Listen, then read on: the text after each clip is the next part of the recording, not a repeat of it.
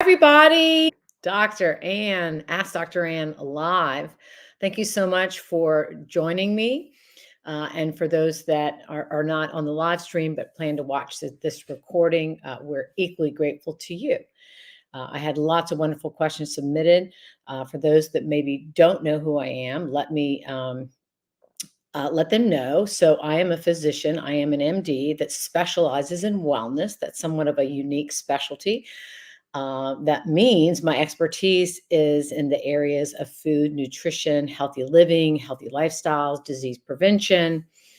I had clinical practice for about 17 years and left that clinical practice. Has now been, this tells you how old I am, 24 years ago, maybe 25 years ago, to totally devote myself to, in a way, what you could say is lifestyle medicine.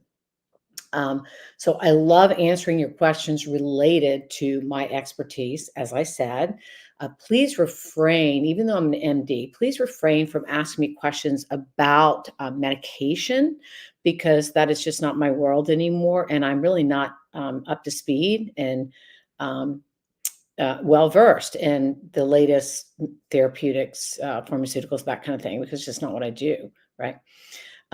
Anyway, and then I always like to say, ultimately, my professional goal is to motivate you, inspire you, and ultimately empower you with the knowledge you need to live your healthiest life. Okay.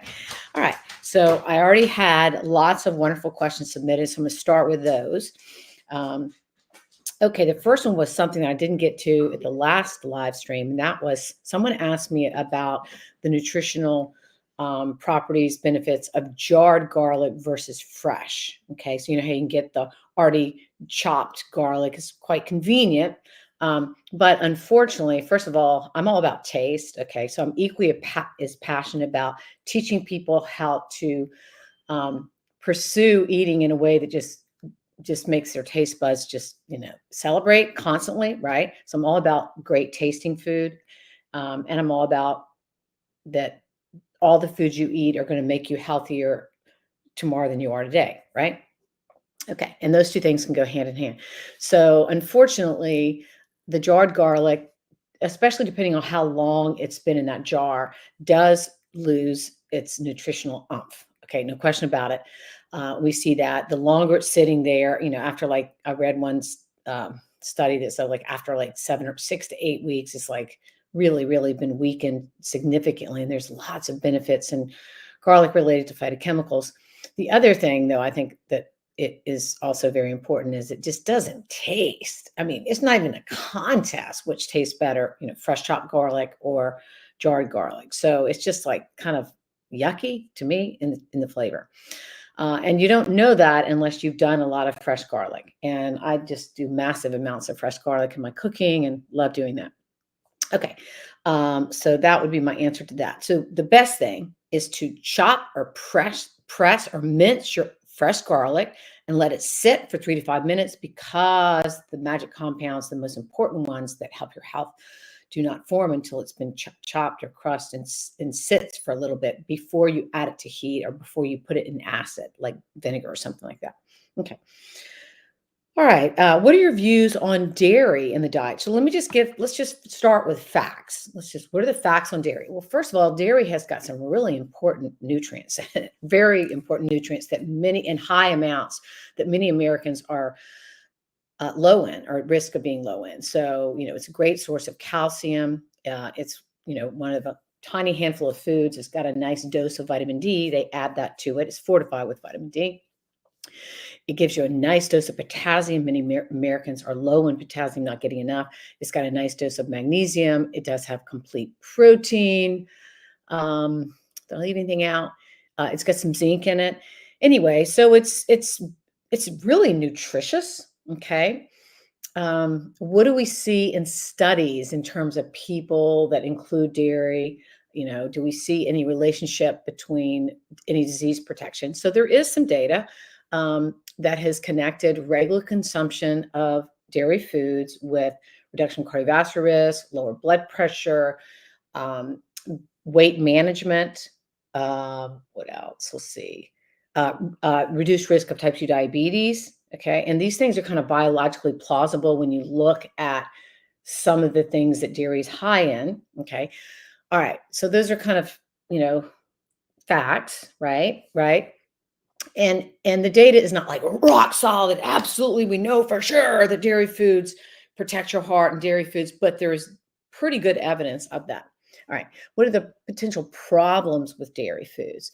So many people, probably 70% of most adults, are lactose intolerant. They don't tolerate the sugar in milk, which in dairy, which is called lactose, right? Now, it's not going to be dangerous if you're lactose intolerant and you take it in, but it can be quite uncomfortable. And I'm someone that is lactose intolerant. So that's a reality.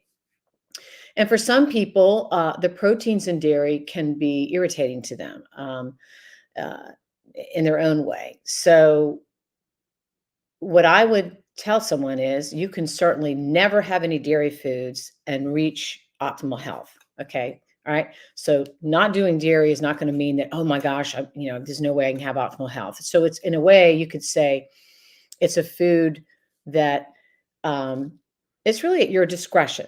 Okay. I definitely include dairy, specifically fermented dairy. And because that to me is absolutely the top dairy that you could do. Why? Because it's going to have probiotics, and because those beneficial bacteria that are part of fermented dairy products have pre-digested most taken out almost virtually all of that lactose. It's otherwise more gentle on the digestive system because those beneficial bacteria have kind of pre-digested it, right? Anyway, so the only dairy I do is pretty much yogurt, kefir, and aged cheeses. Remember, aged cheeses are great because they're also fermented and they have these beneficial bacteria in them. Not the fake cheeses, not the processed cheeses, not the cheese sticks and not the American cheese. That's processed cheese. That's not real cheese. Okay. All right. So that is my views on dairy. What about purple potatoes? Oh my gosh. So, you probably know that I'm very much on record because we have so many people that have background metabolic dysfunction that they need to stay away from most forms of white potatoes. And the reason is because the starch of a white potato has one of the highest glycemic responses. It will shoot your glucose up higher than most any other food. Okay. And that's not good. But there's some ways around this. First of all, sweet potatoes, totally different. Totally different. They have a different starch structure, fiber profile, blah, blah, blah. So enjoy your sweet potatoes ad libitum. I love them. I'm kind of addicted to sweet potatoes. Purple potatoes, okay, like the small heirloom. These heirloom potatoes are kind of bringing back their commonly, we grow them. And that purple in the potato is from that wonderful anthocyanin pigment, which is very potent in anti-inflammatory power, antioxidant power, plus, and you can tell if you eat them, their starch structure is a bit different than a white potato. And you're not going to have that higher glycemic response. So they have a more modest glycemic response. So, and we have some good studies with purple potatoes and lowering blood pressure, some clinical trials in humans. Which is really cool. So love purple potatoes, love sweet potatoes. And if you have to have white potatoes, then what you want to do is choose the small new potatoes. Those are more immature potatoes and their starch structure is different from a bigger potato, right? And if you eat the skin too, you get the fiber in that skin, which is going to slow digestion, will further mitigate that glucose rise, right? So anytime you provide fiber with carb, it typically is going to slow digestion and pull down that glycemic response. But I would otherwise tell people to kind of stay away, particularly if you have weight issues or metabolic issues, to really, really, really be careful with white potatoes and stick to the strategies that I just shared about the healthy way to do potatoes. Okay.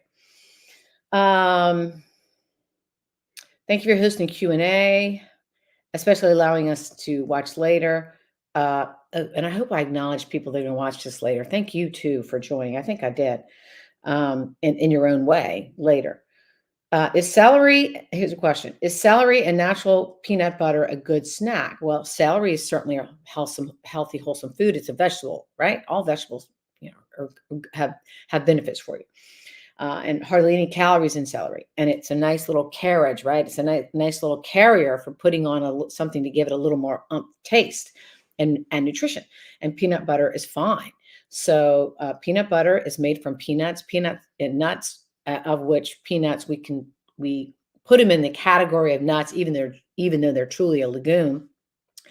Peanuts are off the charts in their health value, and studies on nuts are just extraordinary for health in so many different realms. So I'm totally fine with celery and peanut butter as a good snack. What is your recipe for a good nut and seed snack? Well, I'm just about being efficient, and I don't have a lot of, I'm always pressed for time constantly, it seems like. So I don't make a snack with them. I just like eat them as a handful, right? And so I love Costco's extra fancy mixed nuts, the big container. It's just incredible. There's such high quality nuts in there, and you can do salted or unsalted. Uh, and then for seeds, I'm all about my triple seed mix, which is where I take pretty much equal parts of flax, chia, and hemp seeds, and I put them in a big jar and I mix it all up, and then I just store it in the fridge, which is there. And then, spoon that onto things, and use that like that. So that's how I do that. I hope that helped you. Calcium, osteopenia. Doctor says best from food, i.e., no Tums. This person thinks it's hard to do, but love skim milk, eating raw broccoli, raw spinach. Okay, so getting calcium. Adult males need 1,000 milligrams calcium a day, and women below 50, 1,000, women above 50, 1,200 milligrams. The average American, okay, and you have to realize the average American has a really crappy diet, is getting about 600 milligrams a day from their diet, okay? So if you are even a little bit attentive to making sure you're consuming calcium-rich foods, it's not hard to get it from food. And we do prefer, if possible, the ideal way to get your calcium is from food. Why? Because first of all, we don't see any risk in like eating even high amounts from food. Okay, now that is unlike supplements. We have tied calcium supplements. It doesn't mean it's ground in stone. It doesn't mean it's absolute fact, but we have definitely connected taking calcium supplements, particularly high dose calcium supplements, with a greater cardiovascular risk, specifically stroke risk. And there is biological plausibility of how that could occur, right? So there's an element of safety in getting your calcium, safety and efficacy in getting your calcium from food. So what are the foods that give us the most calories, in the food package? So all dairy foods are going to be very high in calcium, and like Greek yogurt is amongst one of the best, but really all dairy foods. It could be aged cheese, it could be your kefir, it could be your yogurt, it could be your milk, right? And I'm now totally fine with low-fat milk, skim milk, and whole milk for people. And then let's see. So we have our dairy, then we have any green vegetables, so like broccoli, dark leafy greens, green vegetables. Then we have sardines and canned salmon, okay? Canned salmon and sardines can give you calcium because there can be bones in those things, right? Bones from the fish that are just like almost like melt in your mouth. Okay, so they can be a good source of calcium. There's some in tofu. Seeds have a lot of calcium. Another reason to include seeds in your diet very, very regularly. There's a bit in nuts. There's some in legumes. So if you are regularly partaking in those foods, you are likely getting enough. If you're worried you're not getting enough, then I would tell you to that you need to supplement. And again, I don't want to interfere with what your doctors told you. Everyone on this, you always do what your doctors told you to do. But if you're going to supplement, for goodness sakes, don't take 1,000 milligrams of calcium in one dose. You want to split that dose up. You want to moderate it. And again, know that the average adult is getting about 600 milligrams a day. So you probably don't need 1,000 milligrams in a supplement. You may need 400, maybe you need 500, maybe you need 600. Okay. How How important is organic when grocery shopping? Okay, so let me just kind of give you the facts on organic because it needs to be a personal decision. So let me give you the facts, and then you take these facts and you apply it to your um, and to you and your beliefs and in your pocketbook and all those things. Okay, so facts on organic. First of all, if you choose organic, it is clearly, unequivocally, no one can argue with this, better for the environment. Okay, that is a fact. We can prove that in all kind of ways. All right. Number two, if you choose organic, you are lowering your body's exposure to pesticides. Absolute fact. We can, take people who aren't eating organic, put them on an organic diet and see within, I mean, very, very quickly, we can measure pesticide levels. We can see they really, really, I mean, immediately start dropping. And, it's a huge impact. We can measure it, right? Now, perhaps the better question there would be, Dr. Ann, do we have solid evidence that the pesticide we are exposed to in conventionally grown foods and raised foods is definitely dangerous for us? Well, we don't have concrete evidence of that, and we likely never will, because to do those studies is almost impossible. Okay. Um, but I'll tell you this, obviously pesticides are uh, not toxic because they would not have to be regulated if they were completely non-toxic. Okay. And we have very, very clear evidence in workers that are really exposed to a lot of these pesticides, like the farm workers that are responsible for like spraying this stuff and all that kind of stuff. We absolutely see a greater risk of certain conditions. And yes, pesticide specific ones have been tied to all sorts of potential health problems. Okay. Um, and that said, well, let me just back up a little bit again. Um, of all the demographics of people, age groups that are sensitive to pesticides, the group that's going to be most sensitive is going to be our children. So rapidly dividing cells, think young children, especially a baby, a fetus forming in their mother's womb, exceedingly high risk to the potential adverse effects of pesticides. So the groups that really, really need to be super aware are perhaps the groups of people that are in most need of a pesticide-free, more organic diet is going to be a mother that is pregnant and young children, toddlers, infants, young children. Okay, but even teenagers and children of school age are still have lots of cell division going on in their bodies, and that makes them more susceptible to pesticides. Also, they tend to eat more food per unit body mass than grown-ups do, and that's another sort of reason they're a little bit higher risk. Okay, and anyway, so the bottom line with pesticides is my hunch is that there are definitely people that are having issues related to them, probably more so in youth than being grown up, right? And then another thing that's relevant related to this is if you choose organic, it typically is going to cost you more on average. This is an average about 20% more. Okay. And then the other thing that's relevant is you say, Dr. Ann, what about, you know, do organic foods actually have more nutrients than their non-organic counterparts? Well, we've had studies on this, and the studies tip slightly in favor, and it makes sense that the organic does have a bit superior nutritional profile, but it's not like glaring. Okay, we typically see more minerals. That makes sense. We also see, this is very interesting to me, that because organic things are grown under more stress, they have higher phytochemical levels. Phytochemicals are what plants produce to protect themselves from various environmental insults. So it makes sense that a plant grown under more environmental stress will make more phytochemicals, and those phytochemicals are like, drug companies can only dream of creating drugs with those that do what phytochemicals do with the greatest of ease and no side effects, right?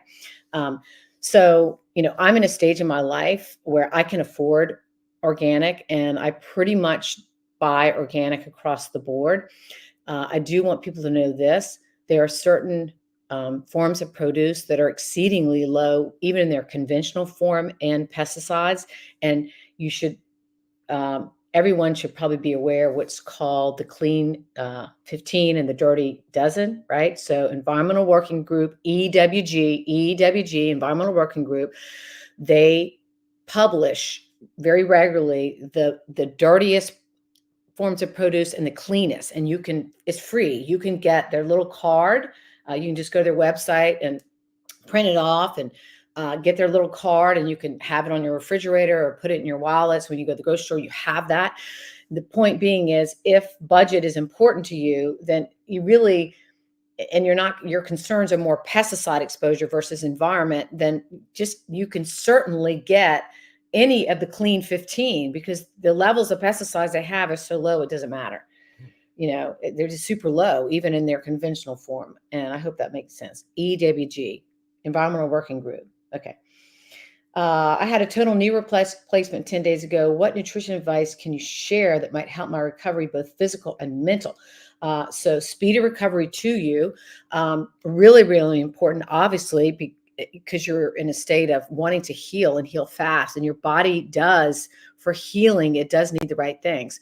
So really, if in a perfect world, you would just keep doing what you're doing because you're already eating really healthy. Okay, so that's what I would like everyone to know, is I wish you would just eat healthy all the time, versus like, oh, when something like this pops up. And if you don't know the golden guidelines for healthy eating, you can get, if you click on my bio and my Instagram, it's going to link you. You're going to see links to some of my favorite free resources, one of which is Dr. Ann's Fridge Friends. I'm looking at mine on my fridge, and I don't need it for me, but I keep it up there for like people that come to my house, like my kids. The golden guidelines, and it's just a really concise, what is the healthiest way to eat, kind of on one sheet. And the other thing you can look at is I have a list of superstar foods. They're like 52 foods. So if I was you, I'd really be focusing on eating like almost all my foods. All my meals are coming from those foods. And the other thing is, make sure you don't scrimp on protein. Most people in America get plenty of protein, more than they need. But in a state of healing like this, you are going to become a little bit more, you need a little more protein than prior to this knee replacement for optimal healing. So just make sure you're getting plenty of healthy protein. What does your Thanksgiving dinner table consist of? So we have a wonderful tradition in my family, and this has been happening since I was a young girl. So my family has a kind of a family farm a little south of Charleston, and we have a huge family and extended family gathering. I mean, in this year, it's almost, I'd say 98% of people come, our family, and that we're having 80 people. And it's outside. It's an absolutely stunning natural setting. And everyone brings something. We have a spreadsheet we've created. We've learned to do that to keep things balanced. One year we had just like all starches and all desserts. It was a disaster, because we was just to tell people, oh, just bring what you want to bring and bring what you do good, So we now have a spreadsheet, so we make sure everything is balanced. But it's just incredible food. And what I do, and we have a lot of very health focused,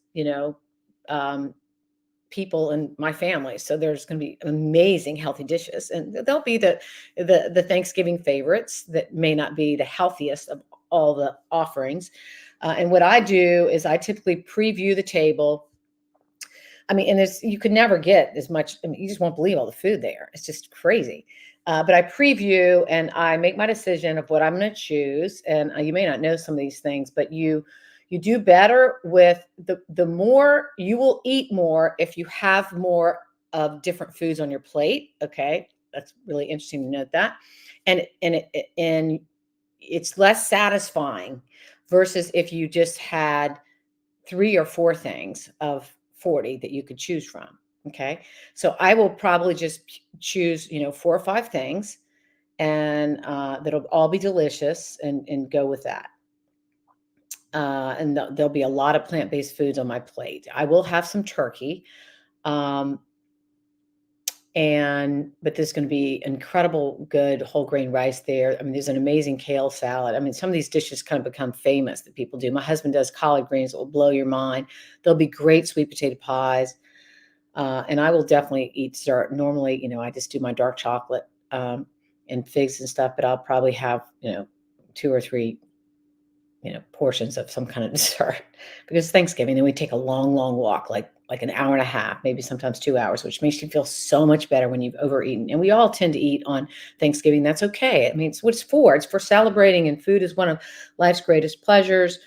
Okay. All right. What is your opinion of intermittent fasting for your cycle or stage of life? Okay. So I much prefer the term. So intermittent fasting is a bit vague. It can mean alternate day fasting, that you eat one day and the next day you don't eat anything. It can mean that you fast 2 days out of every 7 of the week. So I'm going to assume this person's asking about time restricted feeding, which is what I'm a very enthusiastic proponent of. And I prefer the term time restricted eating or time restricted feeding because it is not the same as doing alternate day fasting or what we call the 5-2 method. It is totally different. It's not the same thing. So if this person is asking me, Dr. Ann, what do you think about time restricted feeding for females in various life stages? Okay. So for females that are menopausal and postmenopausal, they're not having any fluctuation of their hormones, and I'm all about really everyone should be limiting their eating in a 12-hour period of less. Okay, then that should, with the exception of people whose doctor for some reason has told them they must eat more frequently than that allows. Okay. I have a hard time imagining what those things are, but they could exist. So assuming that your doctor has not told you that you must eat beyond a 12-hour window, everyone, no matter what, should be doing that. Now, that's the norm. That's just like normal. And if you don't do that, it's pretty much guaranteed over time that your body is going to take a hit. Meaning eating beyond a 12-hour window is not it can interfere with your circadian rhythm. It's not giving your body the time, the rest it needs for its healing. One thing people need to realize is healing is not really occurring in the day. Okay. When because your body, it takes so much energy and resources for your body to be doing all the things it has to do in the day. Okay. It's largely in these phases, like when you're sleeping and when you're not eating, you're not doing anything. And those, when you're sleeping, like at night, late at night. Okay. That's when a lot of your healing takes place. Right. And your body's damaged every day as a part of living. I mean, I don't care how healthy you are, your body is going to get some damage every day, but that's okay. Because in this quiescent time, which needs to be at least 12 hours a day, where you're not eating, right, and you're being relatively quiet in how you're moving and that kind of stuff, that's when your body is really re-equilibrating and healing and doing all these things it has to do to, kind of counteract what, the work it had to do in the day to keep the body alive. Okay. All right. And so, everyone should be doing 12 hours or less. Okay. Unless, again, like I said, the doctor. All right. What about going to 10 or 8? So if someone, and this is where you get into time restricted feeding. So typically the window is limiting your eating to 8 to 10 hours a day, 8, 9, or 10. Okay. And that is just not a number that we picked out of the air. That is because scientific studies have shown that limiting your eating to that more contracted window on a regular daily basis can have enormous benefits for health and healing, and all over the place. Everything from weight control to mood to gastrointestinal issues to metabolic issues, cognitive, just all across the board, right? Weight control, I think I said metabolic, but when I say metabolic, I'm always talking about kind of weight too, right? And for women that are postmenopausal, they're not having any hormone fluctuations, so they shouldn't have any. Day 1 should be no different day 14 or day 30, right? But for people that are cycling, there may be times in your cycle that you feel best not restricting your eating to 12 hours or less. Okay. It has to be very personal. I haven't really seen good published trials drilling down to this yet. I've heard about people talking about it, and, quote unquote, women health experts saying, oh, we might need to, rethink some of this time restricted feeding and women that are cycling. And that may very well be true. We just don't have data yet. But let me also say this real important point here, real important point. One of the most valuable things about time restricted feeding is how it pretty much effortlessly helps people lose weight and improve their weight management. And that is one of them. It probably is the easiest, most painless way to get some weight off. And it's not dramatic. Someone's not going to lose, typically, 15, 20, 30, 40, 50, 60, 70, 80 pounds just doing time restricted feeding. But I have seen tons of people lose, 3 to 10 just doing that. And they find it's pretty damn easy to do. Okay. So if someone has a weight issue, and I don't care if you're cycling, if you have a weight issue, the power to your health and your female physiology and your female hormones to get your weight in a healthy range, one of the biggest causes of infertility and all kind of female hormonal dysregulation is insulin resistance, which is very much tied to being overweight. Okay.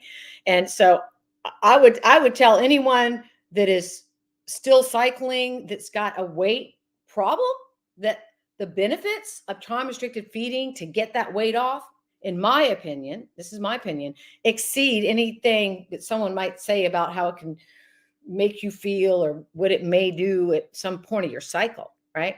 There is just no more powerful lever you could pull to help your hormones and to improve your physiology and your biochemistry and your health and your healing than getting unhealthy weight off if you have it.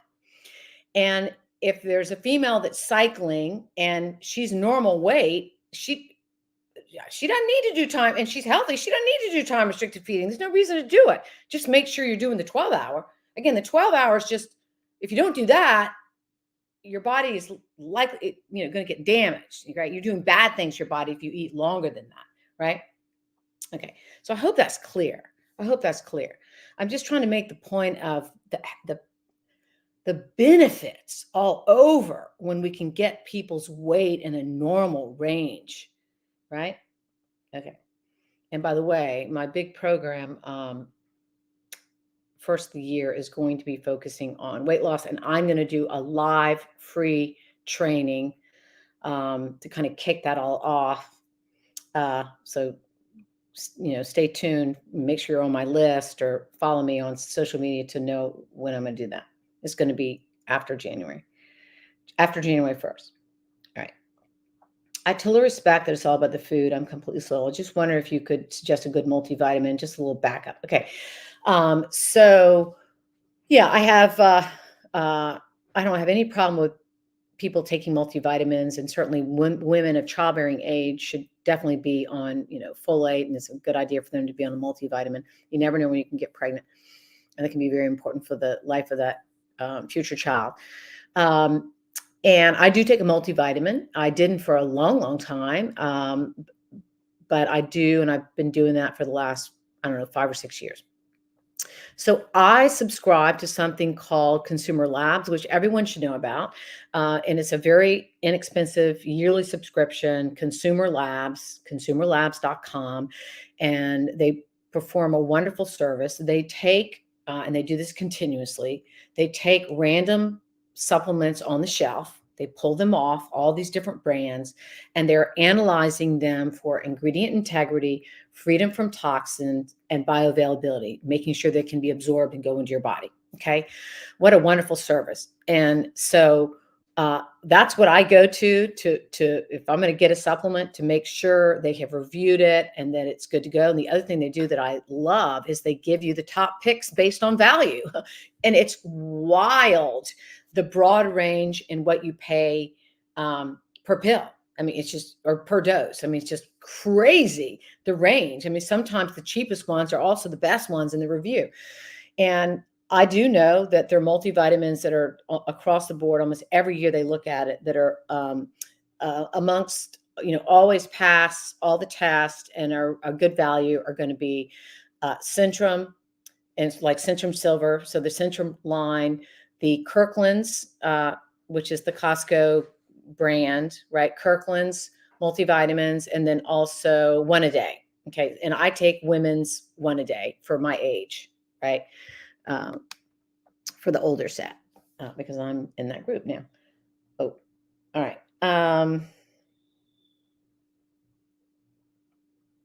What is the best way to lower LDL cholesterol? All right. That would be, for me to really tell everything about that, would be at least an hour, but I'll throw out the highlights. You want to take the foods out of your life that we know contain things that will elevate cholesterol. And that is going to be foods that are high in saturated fat. Saturated fat drives up your cholesterol. And that's going to be red meat, particularly fatty cuts of red meat, butter, and then also palm oil, which you only get in processed foods. If you don't do processed foods, you don't ever have to worry about that, along with bajillions of other ingredients that we're very concerned about.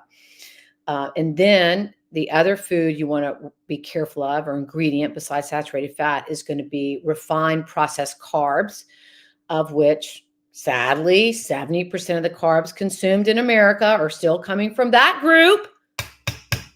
Hello. White flour products, white rice, white potatoes, sugar, and sweets. That notorious category of refined, processed, high glycemic carbs will drive up your cholesterol. So get those foods out, and then bring the foods in, Mother Nature's foods that have cholesterol lowering agents in them. So soluble fiber. So this is going to be particularly your beans and your barley and your oats and your oat bran, but there's some others, like avocados are really good, right? And then whole soy food, soy protein can modestly lower cholesterol. So it's like your tofu, your tempeh, your edamame, your soy milk, nuts, seeds. And I'm just going to reel off like really good foods: nuts, seeds, the healthy fats, monounsaturated fats, extra virgin olive oil, avocados. Those things can all lower it. Anyway, so it's kind of back to this whole, these common themes: minimize red meat, stay away from processed foods, eat a lot of plant-based foods. If you just kind of follow those basic rules, and again, look at my golden guidelines for healthy eating, then you're typically going to be doing all these things, that I want you to do, that help all these different conditions. Someone's asking about the list of spices on Wednesday's Instagram. They said the post was cut off before it was completed. No, the post was not cut off. So let me help people know how to use Instagram. So you have stories, which are limited, and then you have reels, which where they're longer. Reels are longer. So most people like me, we take our reels, which may be 2 minutes, 3 minutes longer, and we load them on stories. But it says there, if you want to watch the whole thing, you click the reel, right? So this person, I'm just educating you. You're never going to get the full thing if you just click on the stories, which are the circles at the top of your social media, your Instagram, right? Those are just stories. They only last like 30 seconds, right? But if you click watch full reel, it's sitting there right there where you can see it. Click that, then you get to see the whole thing. So there were 8. I don't have them memorized, so I'm not going to reel them off. I'm just going to have you go back to your Instagram or wherever you saw that, and just watch it as a reel. Okay, because it's there. All right. Anyway, all right. So now I got to get to these other questions.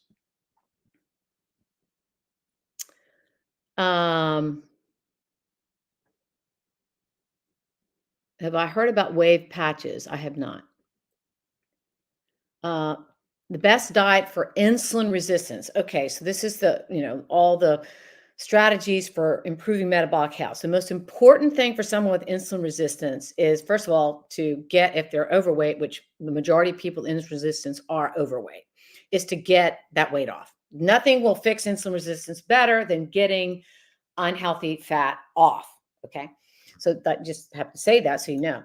And then in terms of what you can do to get the weight off, and also what is one of the most powerful things you can do to get out of insulin resistance, even independent of weight loss, is going to be, you must conquer your carbs. You must do your carbs right.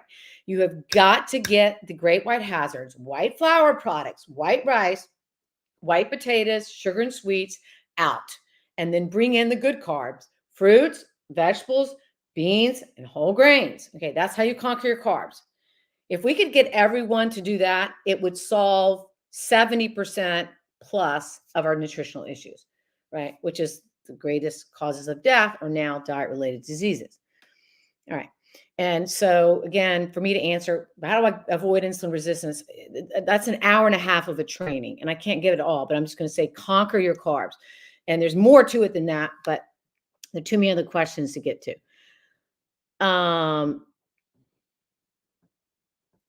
Every time I eat fried foods like breaded chicken, cutlet, and fries, I get irritation in my mouth and skin peels inside my mouth.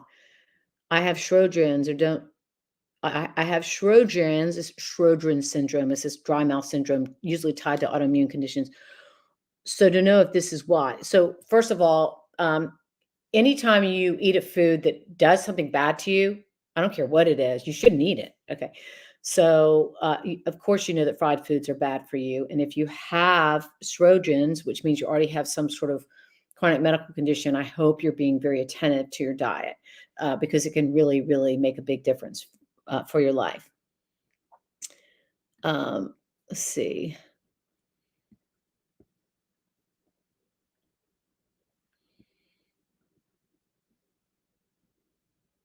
What food is good for inflammation? Again, massive list, tons of information I can give. So to give you the specifics would really take me over an hour. But I can just tell you, if you focus on eating lots of plant-based foods, beans, whole grains, nuts, seeds, fruits, and vegetables, they all have powerful anti-inflammatory power, and herbs and spices too. And then stay away from foods that drive inflammation, which are these same culprits. It's the processed foods, it's the white refined carbs, it's processed red meats, it's fatty cuts of red meats. So that's how I'm going to answer that. All right. Let's see here.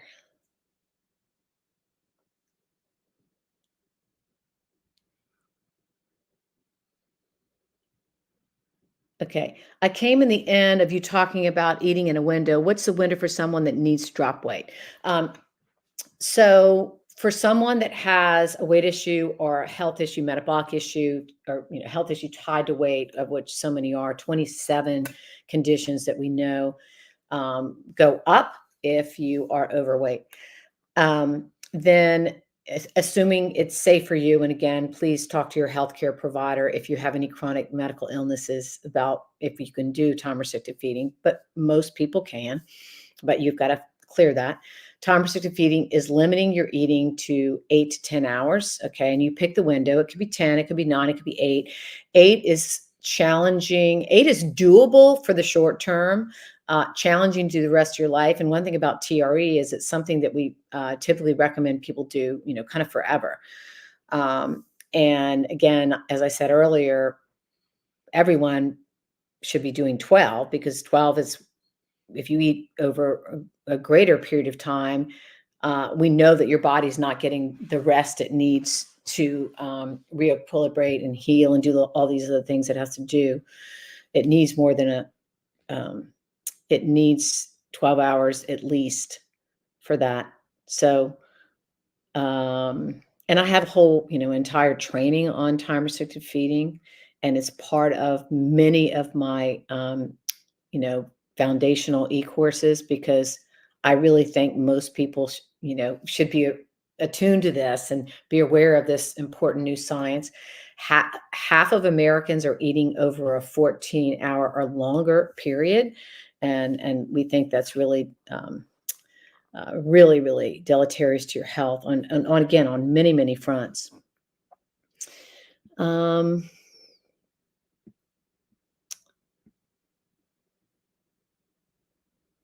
Best diet to regulate female hormones. I mean, Again, I can't say I've read incredible clinical trials pitting this diet against this one, looking at regulation of female hormones. But if someone has female hormonal issues, oftentimes it's tied to, poor diet, poor lifestyle, being overweight, stress. And so I'm just going to kind of go back to my standard prescription, which get the golden guidelines for healthy eating. You've got to eat a lot of plants. You need plant variety. You need to be sure you're eating real food.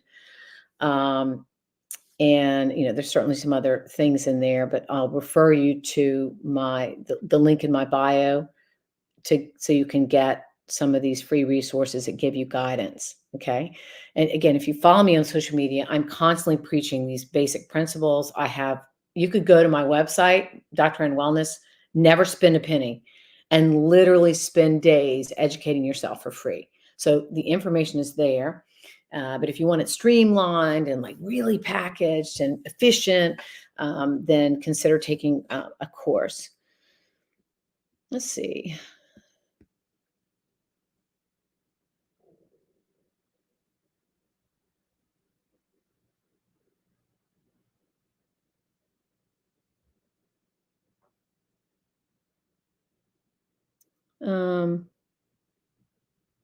I'm trying to read these questions that have been streamed in here.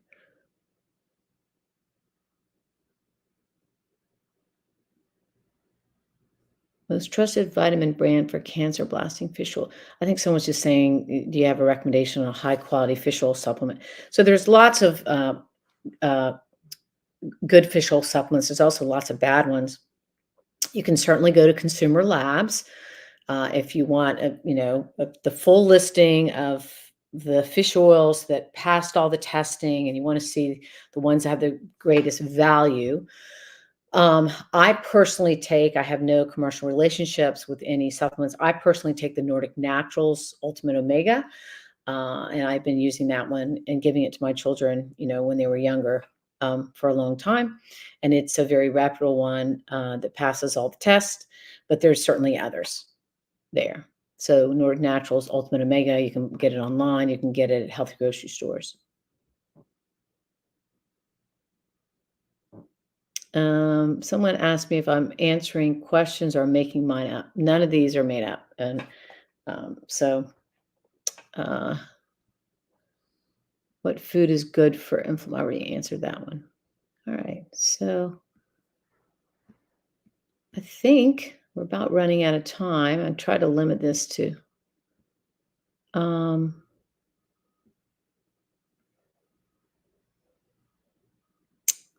so thank you. Someone was thanking me for the free resources. I appreciate that you appreciate them. Best meats to consume. That's a great question. So if you're going to consume red meat, then the best way to do it is obviously grass-fed lean cuts. Okay. All right. And I occasionally do red meat. We have access to venison because there are lots of hunters in my family. And venison is extraordinary in terms of high quality red meat. And then otherwise, grass-fed beef. I will occasionally have some grass-fed beef, but I eat very little red meat.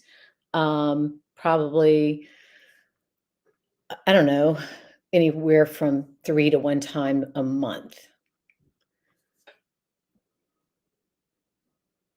My opinion of red rice yeast. Okay, so red rice yeast is getting a little too clinical. So that is a supplement that can lower cholesterol, and it can, but it can also impact your liver. And if you want to take red rice yeast, it really should be something you do under the supervision of a clinician, because you periodically do need to have your liver enzymes measured if you take the red rice yeast. So, and I don't really have any clinical experience or personal experience using it.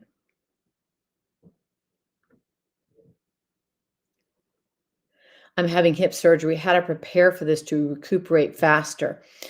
So a few things come to mind, and I've already kind of mentioned some of this. So the healthiest you can be going into surgery, and that means, can you be fit? Can you be, just tanked up on all your nutrients because you've been eating well for a while? Can you be well rested, right? You've been getting quality sleep. Uh, can you make sure you have your vitamin D level at an optimal, point? That's really important. I would probably want my vitamin D level checked before I had any kind of orthopedic surgery, because if it's low, you're not going to heal as fast. It's going to be bad. So I'd want to make sure my vitamin D level was good. So just the pillars of healthy living, right? Optimal nutrition, optimal fitness, weight control, huge. For people that have significant issues with being overweight, they absolutely have higher complications from surgeries on a number of different fronts.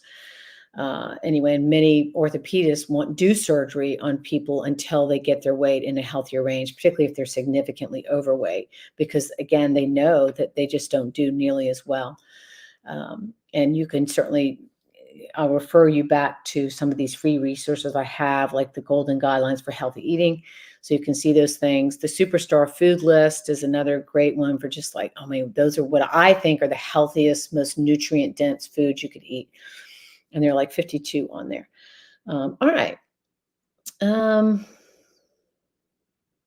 What about all these adaptogenic mushroom supplements? So, I'm all about mushrooms. They're extraordinary. They're a very, very unique category of kind of superfood. Uh, they have all kind of interesting bioactive things in them. They have special fibers in them that are good for the gut and boost immunity. They have some minerals. And so eat them, eat them, eat them. In terms of mushroom supplements, we really don't have good clinical data on, that we can rely on, like, oh my gosh, they're great. And so at this point, I would say to strive to eat the mushrooms versus relying on supplements. Do I think the supplements could be dangerous or bad? Likely not. It would only be if they had some kind of weird contaminants in them, which, frankly happens sometimes with supplements. Anyway, so I would just say, I think it's best to eat the real mushrooms. And if, as time goes on, we get some, great clinical trials that show these incredible things about mushroom supplements, I may change my mind, but I certainly hadn't seen that, data or enough data to make me think people should do mushroom supplements is a standard, a routine thing. All right. Well, I am going to call it a day. Thank you so much for joining me. It's always my pleasure to answer your questions. The only problem is I hate looking at myself, which I'm looking at myself. So we got to figure something out with that. So I don't have to look at myself. It's a distraction. And yeah, I'm going to try to do these regularly. I don't know if that's going to be every 2 weeks. Probably not always every week, but as time allows, I guess up to once a week. And we will always prompt you if you have a question to submit it beforehand, because we go first come, first serve on that. And let's see if there's anything else. Oh, I have my biggest sale, the steepest discount you'll ever get on any course, like most people, at Black Friday, right? So Black Friday has become sort of the legendary sale day in westernized countries, or at least in America. So if you want to know about that big sale and what it entails, then be sure you're on my list and you receive my Monday communications, because that's where you're going to find out about what it is and how to take advantage of it. And it's going to be extremely short-lived, like most Black Friday sales. Okay. All right. So thank you so much. And remember that you are the only person that can make you healthy, right? And nothing's more fundamental to a happy, productive, and fulfilling life than having and owning your own health. Thanks.